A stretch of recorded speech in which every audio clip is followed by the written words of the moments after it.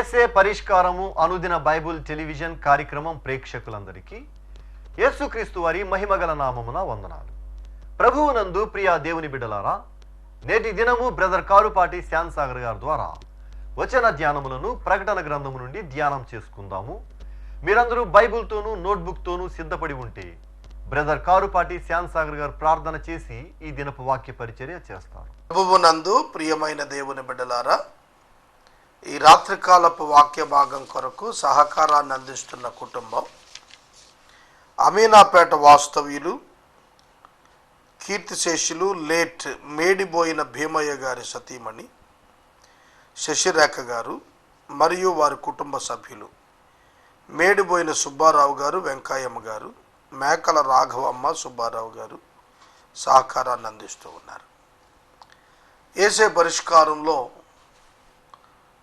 పనిచేస్తున్న సహోదరులు ధర్మలింగేశ్వరరావు గారి కుటుంబం ఈ దినం ఎపిసోడ్ సహకారాన్ని అందిస్తున్నారు. ఈ కుటుంబాన్ని ప్రభువు దీవించేటట్లు ప్రార్థించండి. ప్రార్థన చేసుకుని వాక్య ధ్యానం ప్రారంభించుకుందాం. మమ్మలను మిక్కిలిగా ప్రేమిస్తోన్న మా ప్రభువా, మీకు కృతజ్ఞతలు. ఈ దినము ప్రభు మీ పాదాల చెంతకు వచ్చాం. మిమ్మల్ని స్తుతిస్తున్నాము, మిమ్మల్ని ఆరాధిస్తున్నాము, మిమ్మల్ని మహిమపరుస్తున్నాము. వాక్య ధ్యానానికి సహకారం ఇచ్చిన ధర్మలింగేశ్వరరావు గారి కుటుంబం కొరకు ప్రార్థిస్తున్నాము. మీ దాసురాలు వెంకటేశ్వరమ్మ గారికి మీరు ఇచ్చిన నూతన జన్మదినం కొరకు వందనాలు. మురళి కొరకు, దివ్య కొరకు ప్రార్థిస్తున్నాం. మీ దాసురాలు వృద్ధురాలు శశిరేఖ గారిని, వారి కుటుంబ సహోదర సహోదరులను దీవించండి. ఎపిసోడ్ సహకారులను మీరు అనుగ్రహిస్తున్న విధానం కొరకై మీకు కృతజ్ఞతలు. మీపై ఆధారపడిన వారు ఎన్నటికీ సిగ్గుపరచబడరని మీరు మాకు తెలియజేస్తున్నందున కృతజ్ఞతలు. ప్రాముఖ్యంగా ఛానల్ కొరకు ప్రార్థిస్తున్నాం. కృప చూపండి. ఈ దినం ఎపిసోడ్ సహకారం ఇచ్చినందున బిడ్డలను ఆశీర్వదించండి. వాక్య ధ్యానం కొరకు ఎదురు చూస్తున్న మా ప్రేక్షకులను ఆశీర్వదించండి. యేసు ప్రభు నామమును అడుగుచున్నాము తండ్రి, ఆమెన్. ప్రభువునందు ప్రియ దేవుని బిడ్డలారా, దయచేసి మీ పరిశుద్ధ బైబిల్ గ్రంథాన్ని తెరవండి. ప్రకటన గ్రంథము 20వ అధ్యాయము 14వ వచనము నుండి వాక్యాన్ని గమనిద్దాం. మరణమును, మృతుల లోకమును అగ్నిగుండములో పడవేయబడెను. ఈ అగ్నిగుండము 2వ మరణము. ఆదికాండము గ్రంథం 2వ అధ్యాయం 17వ వచనంలో మొట్టమొదట మరణము అనే పదం దేవుడి నోట నుండి వచ్చిన మాటగా కనిపిస్తుంది. ఆదాముతో దేవుడు మాట్లాడుతున్నాడు. అప్పటికి ఇంకా హవ్వ నిర్మాణం జరగలేదు. ఆదామును దేవుడు సృష్టించినప్పుడు నరుడు ఒంటరిగా ఉండటం మంచిది కాదని, సాటి అయిన సహాయం చేయాలని దేవుడు అనుకొని హవ్వను నిర్మాణం చేయటానికి ముందు ఆదామునకు ఆజ్ఞ ఇచ్చాడు. ఈ తోట చెట్ల ఫలములలో దేనినైనను నీవు నిరభ్యంతరంగా తినవచ్చును. ఈ తోట చెట్ల ఫలములలో మంచి చెడు తెలివినిచ్చు వృక్ష ఫలమును నీవు తినకూడదు. తిన్న దినమున నిశ్చయముగా నీవు చచ్చెదవు, మరణమవుతావు అని నరునికి ఆజ్ఞాపించెను అని వ్రాసింది. డెత్ అనేటువంటి మాట, మరణము అనేటువంటి మాట మొట్టమొదటిగా ఆదామునకు దేవుడు చెప్పాడు. మరణము అంటే ఏమిటి? వాస్తవార్థం ఏమిటి? మరణము ఒక వ్యక్తి, లేక మరణము అనేది ఒక క్రియేటెడ్ బీయింగ్, సృజించబడిన ఒక జీవే? మరణం అంటే ఏమిటి? ఒక కాన్సెప్టా? ప్రకటన గ్రంథం 20వ అధ్యాయం ఇప్పుడు మనం చదివిన వచనంలో మరణము అగ్నిగుండములో పారవేయబడినట్లుగా చూస్తున్నాం. ఏంజల్స్లో అంటే ఒక దూతన మరణం అనేది. అయితే మనం మరణాన్ని గురించి తెలుసుకోవాలి. నిశ్చయముగా నీవు చచ్చెదవు, నీవు మరణమవుతావు అనే మాట దేవుడు ఆదాము గారికి చెప్పినప్పుడు, నీ అంతట నీవు జీవమైన నా నుండి దూరముగా వెళ్ళిపోతావు. అదే మరణం. మరణము అనగా దేవునికి దూరంగా వెళ్ళిపోవటం. Accommodation of language in the Bible గ్రంథంలో భాషాపరంగా అర్థాన్ని వర్ణించినప్పుడు తీసుకున్నటువంటి పదాలు అర్థాలను సూచిస్తున్నాయి. మనుషుల అంతరంగాల్లో ఉన్నటువంటి అర్థాలకు పదముల చేత భాష కూర్చినప్పుడు ఇతరులు గ్రహించగలుగుతారు. అలాగనే మరణము ఇక ఉండదు, అగ్నిగుండమే మరణము. విశ్వాసుల జీవితాల్లో మరణానికి చోటు లేదు, అనగా దేవుని నుండి సెపరేషన్ ఉండదు అనేది తెలియచెప్పటానికి, ఎవరైతే ఈ మరణము పాలయ్యారో వారు అగ్నిగుండంలో చేర్చబడతారనే దానికి, మరణము తనతో పాటుగా ఇక్కడ ఒక కాన్సెప్ట్గా మరణం చూస్తున్నాం.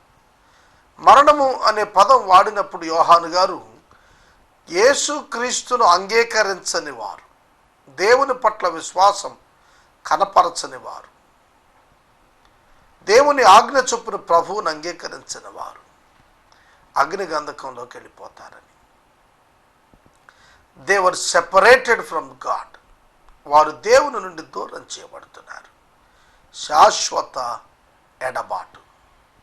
మరణము శాశ్వత ఎడబాటు. ఏ మరణం అది? దేవుడు ఆదికాండం 2వ అధ్యాయం 17వ వచనంలో చెప్పిన మరణము భౌతిక మరణం కాదు, దేవుని నుండి శాశ్వత ఎడబాటు అనే ఆధ్యాత్మిక మరణం. 3వ అధ్యాయంలో ఆదాము పాపం చేశాడు, దాని గురించి రాయబడింది. ఆ మరణము దేవుడు శారీరకంగా ఇచ్చినది, కృపచేత ఇవ్వబడినది, తాత్కాలికమైనది. ఫిజికల్ డెత్ గురించి ఆదికాండం 2వ అధ్యాయం 17వ వచనంలో చెప్పలేదు. కేవలము దేవుని నుండి శాశ్వతంగా దూరమైపోయి దేవుని పరిశుద్ధతకు భిన్నంగా జీవించినందున తీర్పు తీర్చబడి అగ్నిగుండములో పారవేయబడుటను సూచిస్తోంది మరణం అనే పదం. కనుక ఇక్కడ వ్రాసినటువంటి మాట ఉంది, చూశారు. మరణమును, మృతుల లోకమును. మృతుల లోకం ఎవరి? మృతుల లోకం. లోకములో క్రీస్తు లేక మృతి నొందిన వారు, వాస్తవంగా నిశ్చయంగా చచ్చిన అనుభవంలో ఉన్నవారు. ఎఫెసీ పత్రిక 2వ అధ్యాయం 1వ వచనంలో మీరు అపరాధముల చేతను పాపముల చేతను చచ్చిన వారై ఉండగా అన్నాడు. ఎవరు అపరాధముల చేత పాపముల చేత చచ్చారు? ఆదాము నుండి ఈ లోకములోనికి వచ్చిన ప్రతి మానవుడు అపరాధాల చేత పాపముల చేత ఆధ్యాత్మికంగా దేవునికి దూరమై ఉండగా యేసుక్రీస్తు ద్వారా తిరిగి మనలను బ్రతికించెను, మరలా ఉనికిలోనికి తెచ్చెను. కాబట్టి చచ్చిన వారు అనగా మరణమైన వారు అనగా మృతుల లోకము ఎవరు? వారు క్రీస్తును అంగీకరించని వారు. మరణము ఎవరిని ఏలెనో ఆ మృతుల లోకం అగ్నిగుండంలో పాలు పొందారు. కారణం ఏంటి? అగ్నిగుండం వాస్తవంగా మనుషుల కొరకు ఏర్పాటు చేసినది కాదు.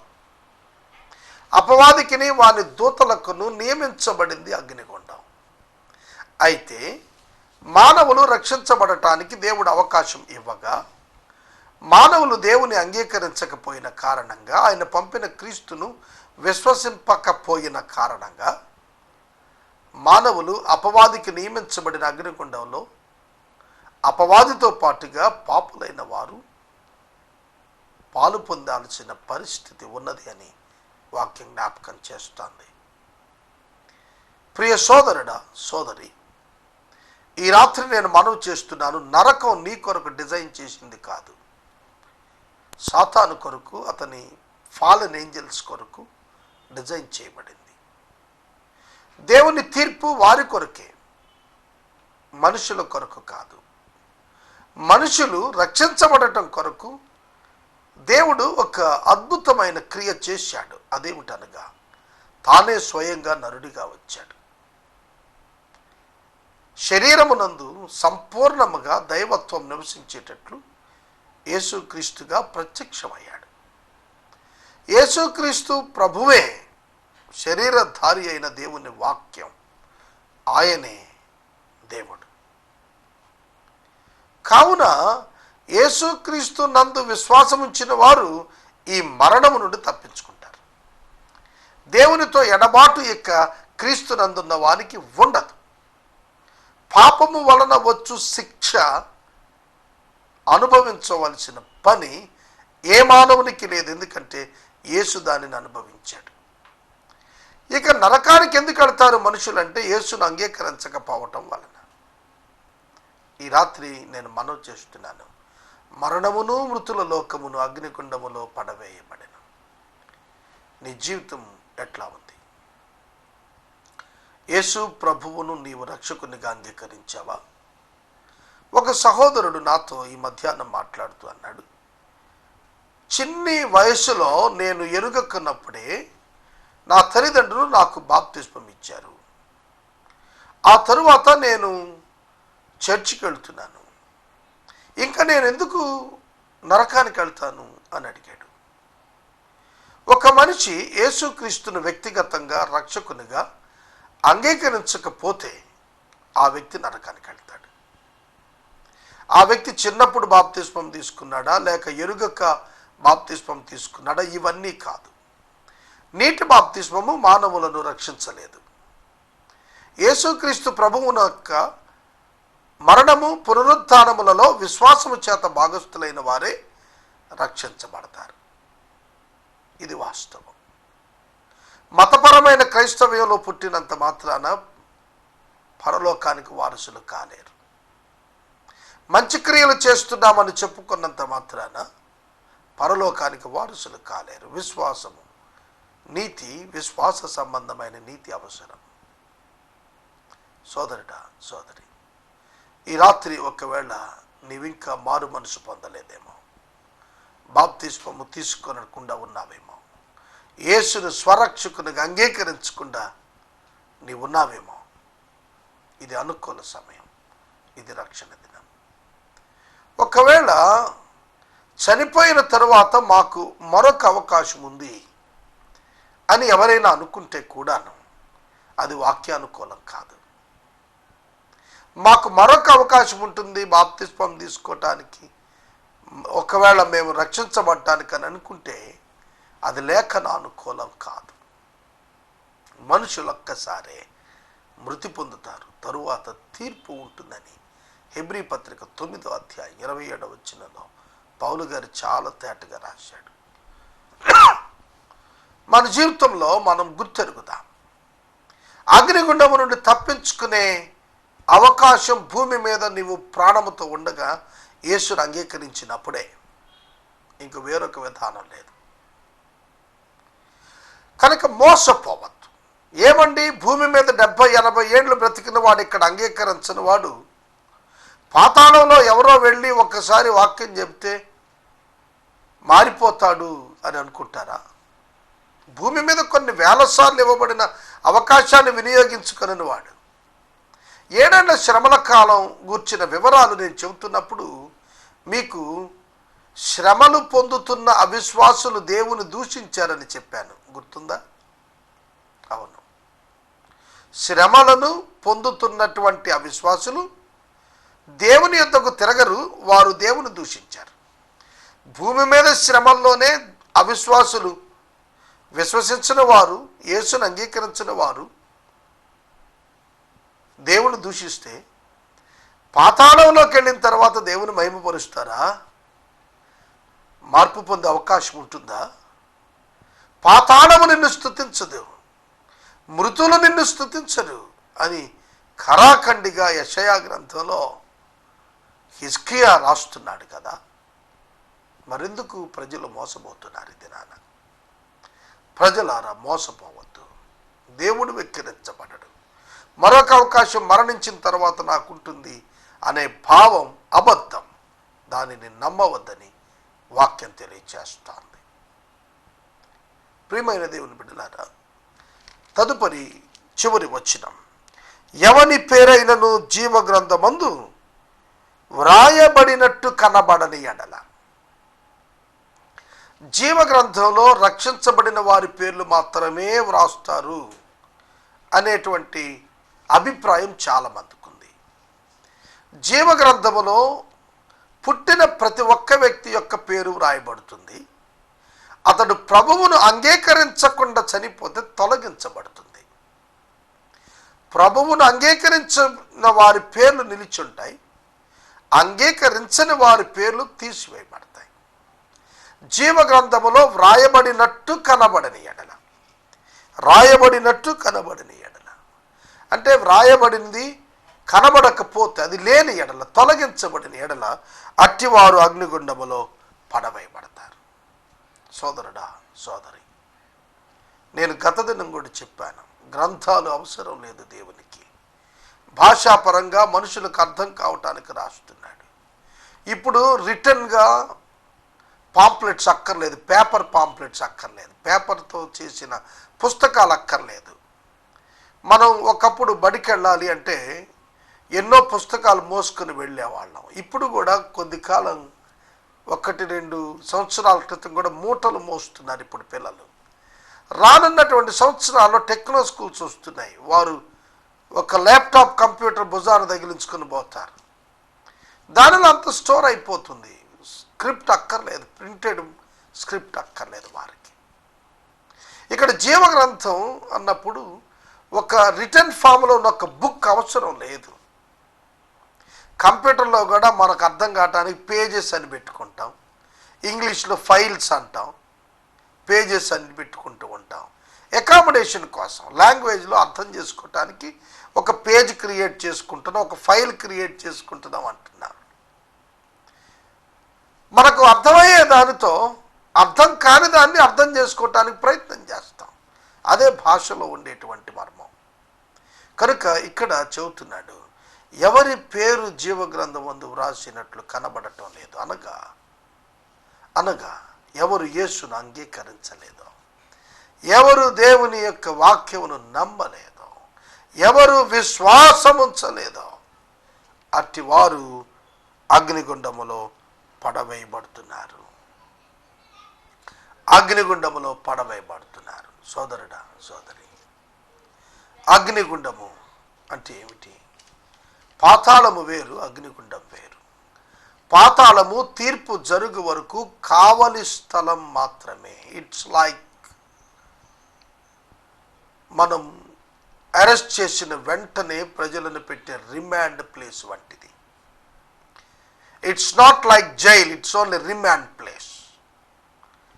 రిమాండ్ ప్లేస్, నిర్బంధ స్థలం. పోలీస్ స్టేషన్స్లో కూడా కటకటాలు పెట్టి కొన్ని గదులు ఉంటాయి. నేరస్తులుగా నేరం మోపబడిన వారిని అందులో పెడుతుంటారు. It's a remand place. రిమాండ్కు ముందు, జడ్జిమెంట్కు ముందు, జడ్జి ముందు నుంచోబెట్టడానికి ముందు నిర్బంధ స్థలాలు మాత్రమే అవి. జడ్జిమెంట్ అయిపోయిన తరువాత పనిష్మెంట్ ప్లేస్కు తరలిస్తారు. అగ్నిగుండం punishment place, place for punishment. అగ్నిగుండము చూడండి, అగ్ని ఆరిపోతుంది, కానీ ఇక్కడ అగ్నిగుండం ఆరటం లేదు. దీని స్వభావం ఏంటో మనకు తెలియదు, మనం అర్థం చేసుకోవటానికి అగ్నిగుండం అన్నాడు. ప్రియమైన దేవుని బిడ్డలారా, నేను మా ఇంటి దగ్గర ఒక పాక రాత్రిపూట కాలిపోవటం చూశాను. చాలా పెద్ద మంటలు, అవి అగ్ని జ్వాలలులా కనిపిస్తున్నాయి, గుండంలా కనపడలేదు. కొద్దిసేపటికి అక్కడున్న మెటీరియల్ తగలబడిపోయింది, అంత అగ్ని ఆరిపోయింది. ఇది అట్లాంటిది కాదు, ఇది నిత్యం ఉండేది. దీనిలో వేయబడే శరీరాలు ఫిజికల్ బాడీసే, కానీ నాన్ పెరిషింగ్ ఫిజికల్ బాడీస్. అగ్నికి సాధారణంగా శరీరం కాలిపోతుంది. ఎవరైనా చనిపోయినప్పుడు, నాకు తెలిసిన ఆయన మా తండ్రి గారి స్నేహితుడు కుమారుడు చనిపోతే నేను వెళ్ళాను, ఆ క్రిమేషన్ ప్లేస్కి వెళ్ళాను. కట్టెలోకి 20 మణుగులు పెట్టారు, దాని మీద అతని దేహం పెట్టారు, పెట్రోల్ పోసి అంటించేశారు. కొంతసేపటికి కట్టెలు లేవు, ఆ శరీరము లేదు, బూడిద పడి ఉంది. ఒక ఫిజికల్ మెటీరియల్ కాలిపోయిన తరువాత అక్కడేం కనపడదు. కానీ ఇది అలాంటిది కాదు. అగ్నిగుండం ఏదో ఒక బొగ్గు వేసో ఒక మెటీరియల్ వేసో మండించేది కాదు. It's a place for sinners. పాపుల కొరకు, ఆ అపవాది కొరకు ఇవ్వబడిన ఆ స్థలం. పాపులు అందులో బాధపడేటట్టుగా ఉండబోతున్నారు.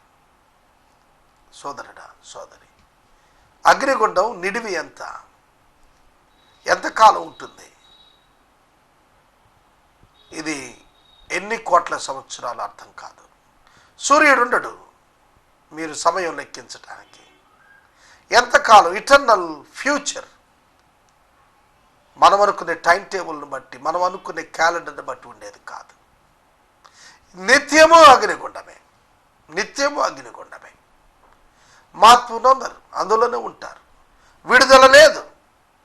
దానిని గురించి ఒక పండితుడు రాసిన పుస్తకంలో ఒక మాట నేను చెబుతాను. ఒక వెండి కొండ, ఇది 100 గ్రాములు 50 గ్రాములు వెండి కాదు, వెండి కొండ. ఆ కొండను 1000 సంవత్సరాలకు ఒకసారి ఒక పక్షి వచ్చి ముక్కుతో గీరి వెళ్ళిపోతే ఎంత కాలానికి కొండ అరిగిపోయి కనబడకుండా పోతుందో. అంటే ఇక దానికి అర్థం ఏంటి? లెక్కలేనన్ని సంవత్సరాలు. ఇప్పుడు శాస్త్రవేత్తలు భూమి చేయబడి కొన్ని వేల కోట్ల సంవత్సరాలు ఇది చెబుతున్నారు. అది తీసివేయబడితే, ఒకవేళ వాస్తవంగా 1000 కోట్ల సంవత్సరాలు మనం ఒప్పుకుని అది తీసివేయబడితే, అదే ఒక మెజర్తో కొలవబడినటువంటి సమయం అయితే, సమయం కొలవటానికి లేదంటే ఎన్ని వేల కోట్ల సంవత్సరాలు. అంతమలేని అగ్నిగుండం, మండుతూనే ఉండే అగ్నిగుండం. దానిలో కేవలం ఒక్క కారణం చేత వెళ్ళిపోవటం, ఒక్క కారణం చేత దానిలో పట్టడం. ఆ కారణం ఏంటంటే దేవునికి లోబడకపోవడం. Disobedience to the word of God leads the people to the hell fire. దేవుని సత్యవంతమైన వాక్యమునకు లోబడకపోవటం వలన అగ్నిగుండములోనికి వెళ్ళిపోతున్నారు మనుషులు. ఒక మనిషికి యాక్సిడెంట్ అయి రక్తం కావాలంటే అడ్వర్టైజ్మెంట్ ఇస్తే ఆ గ్రూప్ వారు పరిగెత్తుకెళ్ళి ఇచ్చి మానవత్వం చాటుతున్నారు. కానీ ఒక మనిషి అగ్నిగుండంలోనికి వెళ్ళిపోతున్నాడు అంటే ఆ వ్యక్తిని లాగి బయటకు తీసుకురావటానికి సువార్త ప్రకటించితేనే తప్ప ఒక వ్యక్తి అగ్నిగుండంలో నుంచి బయటకు రాలేడు అనే సత్యం చెబుతుంటే సహించలేకపోతున్నారు. ప్రియమైన దేవుని బిడ్డలారా, మనుషులకు దేవుడు ఎంత కృపనిచ్చాడంటే సువార్త ప్రకటించేవారు ప్రాణాలు పరంగా పెట్టి సువార్త ప్రకటించి మరి దేవుని ప్రేమను అవిశ్వాసులు ఎదుట కనపరుస్తుంటే అర్థం చేసుకోలేని పరిస్థితిలో ఉంటున్నారు. ఈ రాత్రికాలం నేను మనవి చేస్తున్నాను, ప్రతి మానవుడు పుట్టినవాడు అగ్నిగుండానికి వారసుడే. అందుకే దేవుడు మానవులను ప్రేమించి మానవుల విమోచనార్థం తానే స్వయంగా నరునిగా వచ్చాడు. యేసుక్రీస్తునందు విశ్వాసము ఉంచకపోతే, యేసుక్రీస్తు దేవుడు, దేవుని వాక్యము నరునిగా వచ్చాడు అనే సంఘటన అంగీకరించకపోతే అది నీ వ్యక్తిగత ఇష్టమే. ఆ స్వేచ్ఛ దేవుడే ఇచ్చాడు, మనుషులు కాదు. నమ్మిన వారు రక్షించబడుదురు, నమ్మని వారికి శిక్ష విధించబడును. God has declared the judgement. Decision is yours. నిర్ణయం నీది. పాపము చాలా మధురంగా ఉంటుంది. నేత్రాలు పాపం కొరకు అరులు చాచి ఆశిస్తుంటాయి. శరీరం పాపం కొరకు అరులు చాస్తుంది. కానీ ప్రభు నీ కొరకు అరులు చాచి పిలుస్తున్నాడు. ఎంతకాలం నువ్వు పాపములో జీవిస్తావు? పాపాన్ని విడిచిపెట్టి ప్రభు వైపు రావటానికి దేవుడు ఇంకా మనకు సమాధానకరమైన సమయాన్ని ఉంచాడు. నీవు ఈ సమాధానకరమైన సమయంలో నీవు క్రీస్తుని అంగీకరించకపోతే నీ జీవితం ఏమైపోతుంది నీవు ఆలోచించుకోవాలి. క్రైస్తవులు యేసుక్రీస్తు ఒక్కడే దేవుడు, ఒక్కటే మార్గము, ఒక్కడే రక్షకుడు అని చెబుతున్నారని అభ్యంతరపడుతున్నావా? పరీక్షించు, పరిశోధించు, తెలుసుకో, ఆగిపోకు. సహోదరుడా, స్నేహితుడా, నీ క్షేమము కొరకు నేను మనవి చేస్తున్నాను. బైబిల్ గ్రంథం పరిశుద్ధతను బోధించింది, పాపాన్ని ఖండించింది, ఆత్మ సంబంధమైన విడుదలను ప్రకటన చేసింది. ఈ రాత్రి నేను వాక్యాన్ని ఇక్కడ నిలుపుదల చేస్తున్నాను. ఈ రాత్రి కాలం ప్రభువు నిన్ను ఆహ్వానిస్తున్నాడు. నిత్యరాజ్యమునకు వారసుడు అవటానికి అవకాశం ఇస్తూ ఉన్నాడు.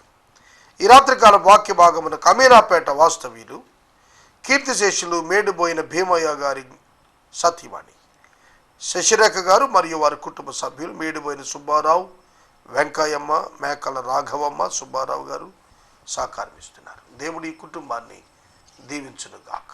వరకు బ్రదర్ కారుపాటి శ్యామ్ సాగర్ గారి ద్వారా వచన ధ్యానములను ప్రకటన గ్రంథము నుండి ధ్యానం చేసుకున్నాం.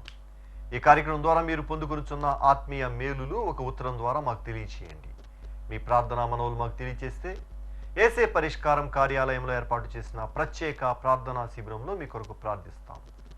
మీ కుటుంబ పక్షముగా ఒక ఎపిసోడ్ ప్రసారం చేయాలనుకున్నారు మాకు తెలియచేస్తే మా సిబ్బంది మీ గృహాలను దర్శిస్తారు. ముగింపు ప్రార్థన ఆశీర్వాదాలతో ఈ కార్యక్రమాన్ని ముగించు. ప్రార్థన చేసుకుందాం. తలలో వంచండి, ప్రార్థనలో ఏకీభవించండి. ఏసే పరిష్కారం ఛానల్ 26వ తారీఖు ఈ మాసం ఇనాగరేట్ చేయాలని ఆశపడుతున్నా. జిల్లాలో ఒక్క పట్టణం ఇప్పటికీ యాక్సెప్టెన్స్ ఇచ్చారు. ఇంకా అనేక పట్టణాలు ఉన్నాయి. ఒక్క రూపాయి చేతిలో లేకుండా ఇప్పుడు ఈ క్షణం ఈ ప్రకటన నేను చేస్తున్నాను. ప్రార్థించుదాం, ప్రభువు కార్యాన్ని చూద్దాం. ప్రార్థన. మమ్మల్ని మిక్కిలిగా ప్రేమిస్తున్న మా ప్రియ తండ్రి, మీకు వందనాలు. వాక్యము విన్న బిడ్డల కొరకు మీకు కృతజ్ఞతలు. ఈ దినం ప్రకటించిన సువార్త వినిన వ్యక్తులు రక్షించబడుటకు కృప చేయండి. యేసును అంగీకరించని ప్రజల రక్షణార్థం స్థాపించబడుతున్న యేసే పరిష్కారం ఛానల్ ప్రకటిస్తున్న వారు ఏ పేరును ఆశించకుండా, ఏ ఆర్థిక లబ్ధిని ఆశించకుండా ప్రకటిస్తుండగా సువార్త ప్రకాశం అవిశ్వాసులైన వారి మనోనేత్రాలను వెలిగించటానికి ఆటంకంగా ఉన్న అపవిత్రాత్మ శక్తులను లయపరచండి. ప్రతి పట్టణం ద్వారం తెరవబట్టకు సహాయం చేయండి. మేమున్న కాలంలో మీ ఉజ్జీవం చుట్టాకి నేర్పించండి. యేసునామములో ప్రార్థిస్తున్నాము తండ్రి, ఆమేన్. మన తండ్రి అయిన దేవుని ప్రేమ, కుమారుడైన యేసయ్య కృప, పరిశుద్ధాత్మని యొక్క అన్యోన్య సహవాసం సదాకాలం మనందరికీ తోడై ఉండును గాక. ఆమేన్.